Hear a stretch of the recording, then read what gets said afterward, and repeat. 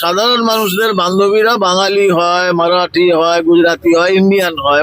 ওনার নাকি শুনেছি বান্ধবীরা সব বিদেশিনী, রাশিয়ান। এ তো অসাধারণ মানুষ, তুমি তো যাবেনি, যান, এবার জেলে যেতে হবে। দুর্নীতি দেখুন, বিদেশে গেলে কি করতে পারেন, উনি যে অবস্থায় রয়েছেন পালিয়ে যাবে সেটা হাইকোর্টে বুঝতে পেরেছে। চতুর্দিক থেকে মানে পুরো একদম চক্রব্যূহের মতো ঘেরা আছে। তো উনি যদি ভাবছেন পালিয়ে যাই পরে পার পাবেন, ভুল ভাবছেন। যেখানেই থাকুন না কেন, মাটির তলে ঢুকে থাকলেও সেখান থেকে পুরো বার করে নিয়ে আসা হবে। ভাইপো পিসি যা তুই চলে যা, বাংলাদেশে চলে যা। আমার মনে হচ্ছে সেরকমই একটা কিছু আমরা দেখতে পাচ্ছি, সেটার একটা অশনি সংকেত দেখা দিচ্ছে। হাইকোর্টটা একটা ইন অ্যান্টিসিপেশন দেখতে পাচ্ছে যে চারদিকে কতগুলো কেলেঙ্কারি এবং কোন পর্যায়ে তদন্ত রয়েছে। ডেফিনেটলি ইনভেস্টিগেটিভ এজেন্সি গুলো তারাও হাইকোর্টকে অ্যাপ্রোচ করেছে যে এ তো গেলে আর আসবে না। আইন বুঝি যদি কেসগুলো ঠিক মতো তদন্ত মানে তার এভিডেন্স জমা পড়ে 20 বছর মোটামুটি ভিতরে থাকার একটা চান্স আছে। তো কেউ এত বড় রিস্ক নেয়। বালির থেকে কয়লা, কয়লা থেকে গরু, গরু থেকে পাথর, পাথর থেকে কিডনি, কিডনি থেকে চোখ, সব তো চুরি করে খেয়ে ফেলেছে। ওর সেটা যে কোথায় গরম হবে, কোথায় ভেঙে যাবে ও নিজেও জানতে পারবে। নাকি হুমায়ুন কবির বলছেন চুলও ছিটতে পারবে না যদি বিজেপি মনে করে ওকে মারবে। এবং ওর বেশি দিন আর বাইরে এই খোলা আকাশের নিচে থাকবে না, খুব তাড়াতাড়ি ভেতরে যাচ্ছে। ও এখন আর বাবরি মসজিদের নামও নিচ্ছে না। লাখ লাখ কোটি কোটি টাকার ইট, কোটি কোটি টাকা ক্যাশ, তারপরে ইটের পাঁজা, সব কত কি দেখেছিলাম, এখন ওগুলো সব বন্ধ হয়ে গেছে। মুসলমান সম্প্রদায়কে উত্তেজিত করে তাদেরকে রাস্তায় নামিয়ে একটা ধর্মীয় ভায়োলেন্স সৃষ্টি করা, যেটা আমি বিশ্বাস করি বাংলার হিন্দু মুসলমান সকলেই এটা ধরে ফেলেছেন, বুঝে ফেলেছেন। কখনো বলেছে হিন্দুদের কেটে গঙ্গায় ভাসিয়ে দেবো, কখনো কিছু কখনো কিছু। এবারও রাজপালন বন্ধ হবে। যাক, সাংবাদিকদের কেটে বাঁচিয়ে দেবে বলেনি তো। রাজনীতি জেলের মধ্যে থেকেও করতে পারে। উনি তো খালি ধোঁয়া দেখবেন, এসে ধোঁয়ার ধোঁয়া। দেখুন, বিজেপিকে মানুষ ভোট দেয় দল হিসাবে, কিন্তু তৃণমূল একটা পারিবারিক, মানে ওই জন্য সেলিব্রিটিকে কাস্টিং করতে হয়। ভাই সময় পাল্টে গেছে, আর পিসির সরকার নেই। দাদা উনি আজকে বাইরে সাংবাদিকদের উপরেও চটে যান এবং উনি বলেন মানে উনি যথেষ্ট যাক, সাংবাদিকদের কেটে বাঁচিয়ে দেবে বলেনি তো। বিজেপি আমাকে মারতে আসছে, আমি কি রসগোল্লা খাওয়াবো নাকি? হুমায়ুন কবির বলছেন চুলও ছিটতে পারবে না যদি বিজেপি মনে করে ওকে মারবে। সেটা ভেঙে দেবে। আবার বললাম, বিজেপি ওটা আমাদের একজন মন্ত্রী বলেছেন বলেও সেটাকে নকল করেছে, ভাবছি ওটাতে ওর বিতর্ক হবে। ওর সেটা যে কোথায় গরম হবে, কোথায় ভেঙে যাবে ও নিজেও জানতে পারবে। মুখ্যমন্ত্রী তো আজকে বললেন, দেখলেন না মমতা ব্যানার্জি কি হলো, দেখলেন বেচারি। দাদা এই যে এটাই ওনার শেষ বক্তব্য। হয়ে গেল বক্তব্য, লাস্ট ভাষণ। অভিষেক বন্দ্যোপাধ্যায় তো আর বিদেশ যেতে পারছে না, দ্বিতীয়বার চেষ্টা করলেন, হাইকোর্ট সেটা একেবারে খারিজ করে দিল। এবার যাবে মরানগর স্টেট জেনারেল হাসপাতালে গিয়ে চোখ দেখাবে, অসুবিধা কোথায়? সেবাশ্রয় কাজ করছে না। আর ও এখন কারোর আশ্রয় নেই বেচারি। দাদা এই যে হুমায়ুন কবির বারবার বলছেন যে উনি মুসলমানদেরকে আসলে দেখুন, এটা একটা মানে পরিকল্পিত ষড়যন্ত্র। মুসলমান সম্প্রদায়কে উত্তেজিত করে তাদেরকে রাস্তায় নামিয়ে একটা ধর্মীয় ভায়োলেন্স সৃষ্টি করা, যেটা আমি বিশ্বাস করি বাংলার হিন্দু মুসলমান সকলেই এটা ধরে ফেলেছেন, বুঝে ফেলেছেন। ও এখন আর বাবরি মসজিদের নামও নিচ্ছে না। লাখ লাখ কোটি কোটি টাকার ইট, কোটি কোটি টাকা ক্যাশ, তারপরে ইটের পাঁজা, সব কত কি দেখেছিলাম, এখন ওগুলো সব বন্ধ হয়ে গেছে। কি হবে? ঠিক আছে, জামিন হওয়া মানে মুক্ত নয়। হ্যাঁ, তদন্তে যদি প্রমাণ হয়, প্রয়োজন হয় অ্যারেস্ট হবে। বলছি যে হুমায়ুন কবির যেভাবে বলছেন বাইরে দাঁড়িয়ে যে বিজেপি আমাকে মারতে এলে আমি কি রসগোল্লা খাওয়াবো, কি বলবেন? হ্যাঁ, ওটা এবারে রসগোল্লা এবার আমরা খাওয়াবো, খুব ভালো রকম রসগোল্লা খাওয়াবো। এবং ওর বেশি দিন আর বাইরে এই খোলা আকাশের নিচে থাকবে না, খুব তাড়াতাড়ি ভেতরে যাচ্ছে। মুখ্যমন্ত্রী বলছেন যে এটাই ওনার আজকে শেষ ভাষণ। হ্যাঁ, এবং যেটা বাংলার এই আমাদের নতুন বাংলার নতুন মুখ্যমন্ত্রী মাননীয় শুভেন্দু অধিকারী যেটা বলেন সেটা করে দেখা। এবং এবার বাইরের মুক্ত আকাশের নিচে দিন গোনা শুরু করুক হুমায়ুন কবির। ওটা যা খুব বেশি সময় উস্কানিমূলক ভাষণ না, ও তো উস্কানিমূলক ভাষণ তো চিরকাল দিয়ে এসেছে। কখনো বলেছে হিন্দুদের কেটে গঙ্গায় ভাসিয়ে দেবো, কখনো কিছু কখনো কিছু।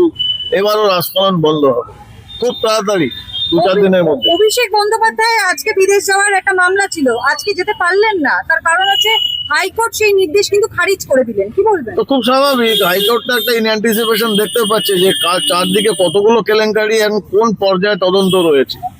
ডেফিনেটলি ইনভেস্টিগেটিভ এজেন্সিগুলো তারাও হাইকোর্টকে অ্যাপ্রোচ করেছে যে এ তো গেলে আর আসবে না। কিন্তু বারংবার বিদেশ কেন? এসএসকেএম নয় কেন? সেবাশ্রয় নয় কেন? না না, এই জন্য সেবাশ্রয় টেবাশ্রয় তো সাধারণ মানুষের জন্য।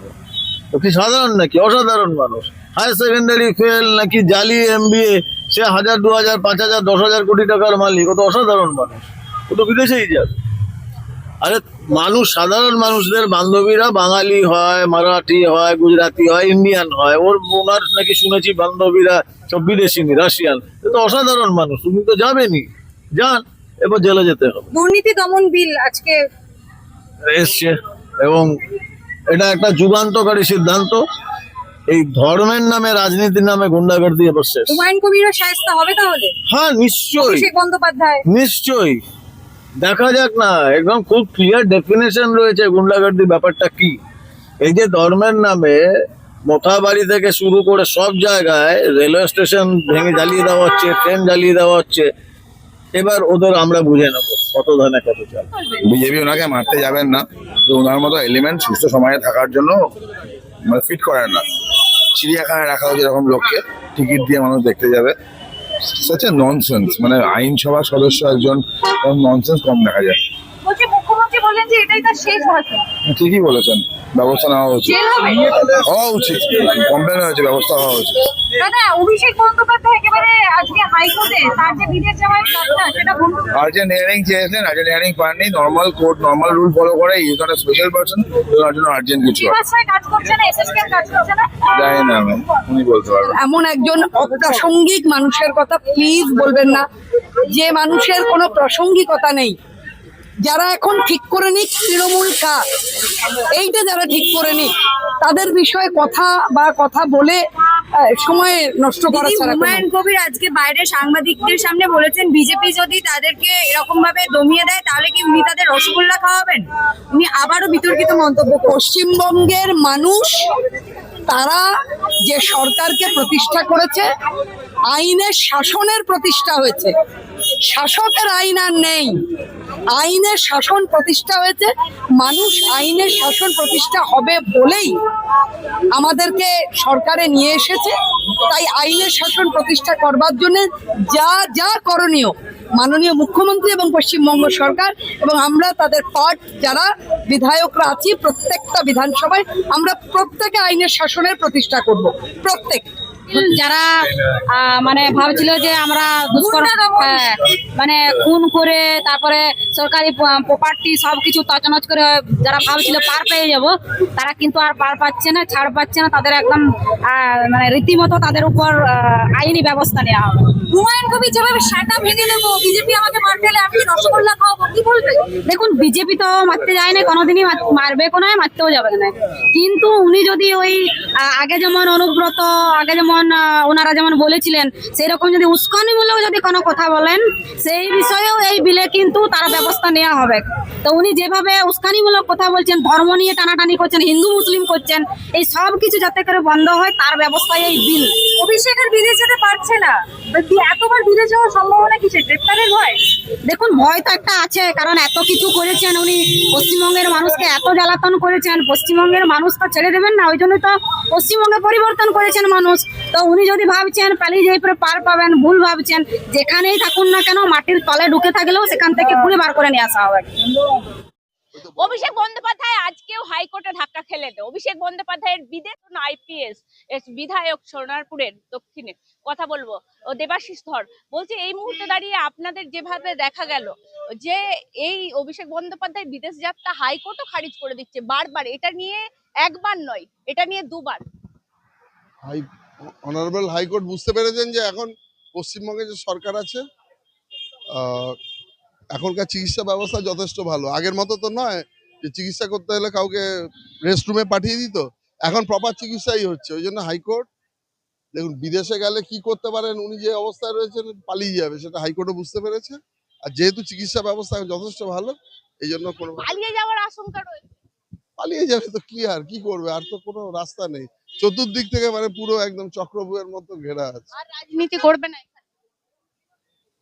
রাজনীতি জেলের মধ্যে থেকেও করতে পারে, কি করে জেলের বলবো? মধ্যে ওই যে কেন, জেলের মধ্যে থেকে যদি অ্যালাউ করে সেই কেন পালিয়ে যেতে চাইছে দেবাশিস দা? আপনার পুরনো এক্সপিরিয়েন্সে কি মনে হচ্ছে? আমি যতটা আইন বুঝি, যদি কেসগুলো ঠিকমতো তদন্ত মানে তার এভিডেন্স জমা পড়ে, 20 বছর মোটামুটি ভিতরে থাকার একটা চান্স আছে। তো কেউ এত বড় রিস্ক নেয়? ও এই যে বিদেশে যদি কোনোভাবে আবেদন পেয়ে যায় তাহলে আর আসবে না ফিরে? দেখুন, একজনকে তো বাইরে বার করে দিয়েছে, সব থেকে বড় যে এভিডেন্স ছিল। তো এনাকেও যদি, ইনিও যদি পালিয়ে যায়, সিবিআইডি তো জেনেই গেছে, আলটিমেটলি গিয়েছে, এখন সঙ্গে রাজ্য সরকার যোগ হয়েছে, তো কিছু করার নেই এখন। আরেকটা বিষয় হচ্ছে, রচনা বন্দ্যোপাধ্যায় বলছেন যে আমি আমার জন্য জিতেছি, সেলিব্রিটি ফেস কাজে লাগানো হয়েছিল। আপনার ক্ষেত্রেও তো সেলিব্রিটি ফেস কাজে লাগানো হচ্ছে, যে বিষয়গুলো উঠে আসছে শতাব্দী রায় যখন আপনার ক্ষেত্রে দাঁড়িয়েছিলেন। তো এই বিষয়গুলো এরা বলছে আমাদেরকে কাজে লাগানো হয়েছে, এদেরকে কাজে লাগানো হয়েছে। সেটা তৃণমূলের একটা দলের একটা ঘোষিত ইয়ে ছিল, মানে স্টারডামকে কাজে লাগানো হতো। অবশ্যই তৃণমূলকে দেখে ভোট দেওয়ার লোকের সংখ্যা খুবই কম ছিল, মমতা ব্যানার্জি সুচারুভাবে এটা করতেন। তো দেখুন, বিজেপিকে মানুষ ভোট দেয় দল হিসাবে, কিন্তু তৃণমূল একটা পারিবারিক দল, দল নয় মানে পরিবার। তাকে দেখে সেলিব্রিটি ছাড়া কেউ, মানে ওই জন্য সেলিব্রিটিকে কাস্টিং করতে হয়, নাহলে কেউ। কিছুটা তো মানুষ, দেখুন গ্রামের লোকেদের মধ্যে স্টারদের প্রতি একটা তো কিছু না, আবেগ থাকে। মানে ওর যে স্টারডামটা থাকে, অনেকে দেখতে, হ্যাঁ মানে তার পছন্দের নায়ক নায়িকাকে দেখতে, হ্যাঁ ঠিক আছে চলো, ওই সিম্পাথি কাজ করে অনেক সময়। আজকে ওবিসি বিল পাশ হলো কার্যত বিধানসভায়। নতুন কি হলো এই বিলে, কি আছে নতুন? নতুন বিলে যে আমাদের মাননীয় উচ্চ আদালতের ডিভিশন বেঞ্চ যে অর্ডারটা দিয়েছিল, কার্যত সেটাকে ইমপ্লিমেন্ট করা হলো। আগের যে পুরো তার মধ্যে অনেক ডিসক্রিপেন্সি ছিল, ওবিসি এ ওবিসি বি, সেটাকে পুরোটা ভেঙে দিয়ে নতুন করে যেভাবে করতে বলেছেন সেটাকেই ইমপ্লিমেন্ট করা হয়। যেতে চাই। আপনারা বুঝতে পারছেন না কেন যেতে চাইছে? সব দিকে আস্তে পিস্তে জড়িয়ে গেছে। বালির থেকে কয়লা, কয়লা থেকে গরু, গরু থেকে পাথর, পাথর থেকে কিডনি, কিডনি থেকে চোখ, সব তো চুরি করে খেয়ে ফেলেছে। ঘর বালি ইট পাথর সব চুরি করে ফেলেছে। এরপর তো দৌড়ে বেড়াবেই। এতদিন বিদেশে গেলে আর পাওয়া এতদিন যাবে? উনার পিসি নাটক করছিল কালো কোট গায়ে দিয়ে হাইকোর্টে গিয়ে, আর এখন তো আর কোনো জায়গায় নেই, সব জায়গায় বন্ধ হয়েছে। জাস্টিসদের ঘরে ধর্না, পোস্টার লাগানো থেকে শুরু করে সমস্ত উন্নয়ন বাহিনীকে লেলি দেওয়া, তাদের অবরুদ্ধ করা, সবটাই তো শেষ হয়ে গেছে না? গেলে কি আর ফিরে আসবে না? এটা কোথাতেই বলেছে, একটা গান শুনেছিলাম, ভাইপো পিসি যা তুই চলে যা, বাংলাদেশে চলে যা। আমার মনে হচ্ছে সেরকমই একটা কিছু আমরা দেখতে পাচ্ছি, সেটার একটা অশনি সংকেত দেখা দিচ্ছে। আমি তো ভগবান নই, তিনি কি করতে যাচ্ছেন, কেন যাবেন, ফিরে আসবেন কিনা, তবে ফিরে আসার সম্ভাবনাটা কম। মানে একবার অর্ডার পেলে একদম একদম। ও মানে তো করাপশনের সাথে যুক্ত। করাপশন তো থরে থরে করাপশন কোথায় নেই। বিছানার তলার থেকে শুরু করে, খাটের তলার থেকে শুরু করে, তারপরে অফিসের যেসব জিনিস আবার বেরিয়েছে লাস্ট, ওটা আমার মুখ দিয়ে আর উচ্চারণ করাটা ঠিক হবে না। সে তো সমস্ত কিছু আপনার খবরে দেখিয়েছেন। হ্যাঁ, সায়নী ঘোষ বাবা শিবের মাথায় পরিয়েছিল, আর ইনার তো ঘরে চারদিকে বেরিয়েছে। ঠিক আছে, এই যে বিভিন্ন রকমের, যত রকমের প্রপাকাণ্ড, কেলেঙ্কারি, দুর্নীতি যত রকমের থাকে, সবটার হচ্ছে মাস্টার মাইন্ড এবং তিনি নিজেই। অতএব তার ফেরার সম্ভাবনাটা খুবই কম দেখছি। এটা তো বলেছে অনেক আমাদের তথাগত বাবু বলেছেন, স্বপন বাবু বলেছেন, যারা সায়ন্তিকা এখন নতুন করে আবার জুম্বা নাচছে, ফিরে আসবে শুটিং এ।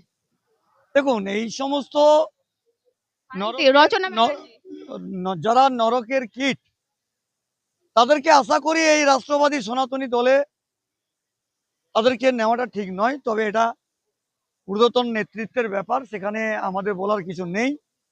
এটুকু জেনে থাকুন, আমার 40 বছর রাজনীতির ইতিহাসে যেভাবে লড়াই করে আমরা এই বিজেপিটাকে বাংলায় নিয়ে এসেছি, গণপ্রিয়, গণসচেতন, আত্মীয় সম নাগরিক তারা মতদান করেছেন। দুর্নীতির বিরুদ্ধে তারা মতদান, মমতা ব্যানার্জি বলছে মমতা ছেড়ে আমাকে কাজে লাগানো হয়েছে। উনি তো খালি ধোঁয়া দেখবেন এসে, ধোঁয়ার ধোঁয়া, কত শিল্প। তো সেই আমার সেলিব্রিটি ফেসকে কাজে লাগানো হয়েছে। দেখুন, নাটকের রানী, এরা নাটক করতে খুব ভালোবাসে, তো এটা একটা নাটক, এটা হচ্ছে নাটকের একটা অংশ। সেই নাটকের অংশ জনগণের প্রেক্ষাপটে তুলে আনতে চাইছে জনসমক্ষে, কাজ হবে না। এটা বিজেপির দল।